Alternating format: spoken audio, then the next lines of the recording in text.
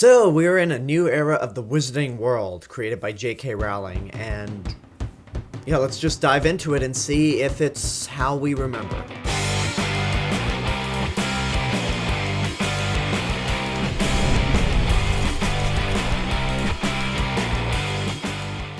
Fantastic Beasts and Where to Find Them is directed by David Yates, who directed the last 4 Harry Potter movies, and is written by J.K. Rowling in her screenwriting debut. The movie follows Newt Scamander, who's played by Eddie Redmayne, as he travels from London to America with a briefcase full of a bunch of magical creatures. Unfortunately, a couple of them have escaped, so he is on a quest throughout New York City to try to find these creatures. And with them, he is accompanied by a muggle, or no-mage, pick your phrase, played by Dan Fogler, and a witch who works for the pretty much American Ministry of Magic, played by Katherine Waterston. As they go about this quest to find these magical creatures, there's a plot that comes up that might lead to a greater threat to the Wizarding World. Now, I've reviewed all the Harry Potter movies before, from the middle of July to the first week of September, so you can go check out my reviews on this channel to see what I think about the Harry Potter franchise as a whole. But concerning Fantastic Beasts, I was really looking forward to this one because I love the Harry Potter series as a whole. The Wizarding World itself is just a great place to be in. And I was also curious to see how J.K. Rowling would do as a screenwriter because this is her first screenplay. However, I was also skeptical because this is a prequel and a spin-off of the Harry Potter series. It's set before Harry's story. And usually when these giant mega franchises get their own prequel spin-off, it really doesn't work out all that well in the end. Because when Star Wars had the prequel trilogy and Lord of the Rings had the Hobbit trilogy, it just didn't turn out too well. And I just thought, is this a curse? I mean, I'm not superstitious or anything. I think it's just a coincidence that both prequel trilogies were not too well received. So in that sense, I was a little skeptic about Fantastic Beasts and how it would be. And unfortunately, I did get a little bit of a Hobbit or Star Wars prequel vibe to this movie. However, I will say this is probably the best of these prequel series to giant mega franchises. Because one thing, it doesn't have to tie in with the story of Harry Potter. It does allude to things that would happen later on in the Wizarding World, but in terms of Harry Potter's story, this takes place in the 1920s, so there's no way it could tie in at all to the Harry Potter story. Because we have this new batch of characters played by really good actors. Eddie Redmayne plays Newt Scamander, who I found to be annoying at first, just kind of uninteresting, but as the movie went on, I was like, you know what? I actually like this guy. What I like about Newt Scamander and the way that Eddie Redmayne plays him, he plays him as a shy person who just kind of isolates himself from everyone else, but when he's around his magical creatures, he lights up. He has no problem interacting with his creatures, and I figured that with a character, especially with a name like Newt Scamander, that's how the character would act, and I think Eddie Redmayne did a really good job. The best actor in the movie, for me personally, is Katherine Waterston, who plays a witch named Tina Goldstein. And what I like about her is that she has energy to her. Out of all the actors in this movie, she probably has the most energy. She's the one with a little more personality besides Newt Scamander himself. And I thought that the dynamic between Newt and Tina worked out fairly well. And I'm really hoping that these two appear in the future movies and that they're the leads. This movie has a really great look to it, I gotta say.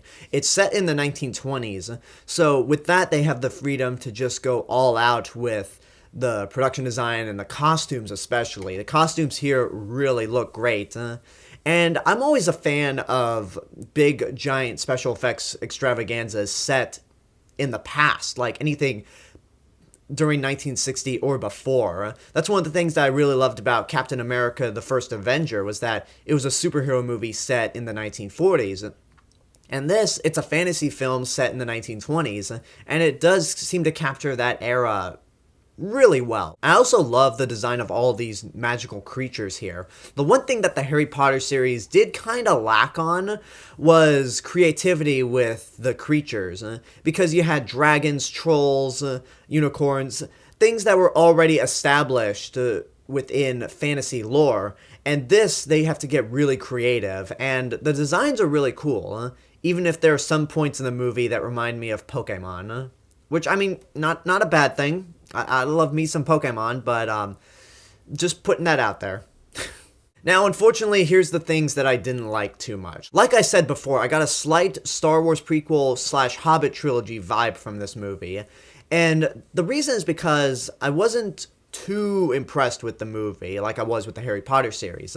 The problem is that it does have that magical feel to it, sure, but this is a world that we've already been exposed to. The Wizarding world, as creative as it is, there's not much you can expand on because it's just pretty much our world with a pinch of magic here and there. Not a bad thing, but it's not like compared to the Star Wars series, and I don't like to compare the two franchises, but when you look at Star Wars, there's always something new around every corner. There's new aliens, new planets, new technology. Star Wars is just a giant sandbox of things to create. The only new thing we really get here outside of some cool creature designs is seeing how the Wizarding world in America functions, which I think is really cool. I like seeing the difference between how American wizards work and how British wizards work. Again, it's not a bad thing at all, but it just doesn't reach the peak of wonder that the Harry Potter series delivered so well. Now let's talk about the ending. The ending was probably the biggest problem I had with the movie, because for most of the movie, I was like, this is fine, or this is really good. But the ending is such a massive cop-out. It is literally a Deus Ex Machina ending in the works. And truth be told, I have not seen this big of a cop-out in a movie since Star Trek Into Darkness.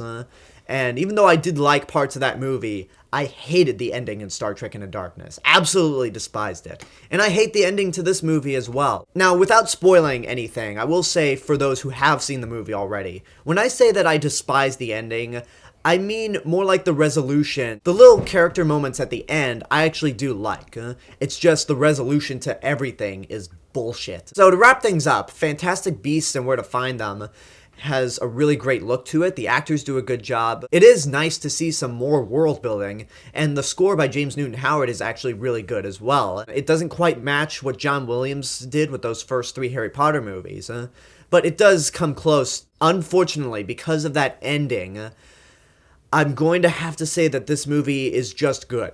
It's not a great movie at all, in my opinion, because the ending ruins it from being a great movie. If they had come up with a much better ending, I think I would have upped my rating a little more, but that ending, I just can't get around. So it's simply a good movie, not a great movie. I don't think I'll be watching this in the theater again. And I hope these movies get better. I really wanted to love this movie, and while I did like it, I wasn't too impressed by it. Since there are going to be 4 more movies, I hope that each of them get better. I hope J.K. Rowling learns from this, because she was the screenwriter and producer, so a lot of the blame is kind of on her hands. So I'm hoping for the best. If I'm ever going to own this movie, chances are it's going to be in the giant Blu-ray box set that comes out once this series of films is done. But that's my review for Fantastic Beasts and Where to Find Them. I hope you enjoyed it. Leave a comment down below and tell me what your thoughts are on the movie, if and when you've seen it. And as always, this is the real Mr. Robinson telling you there's only one.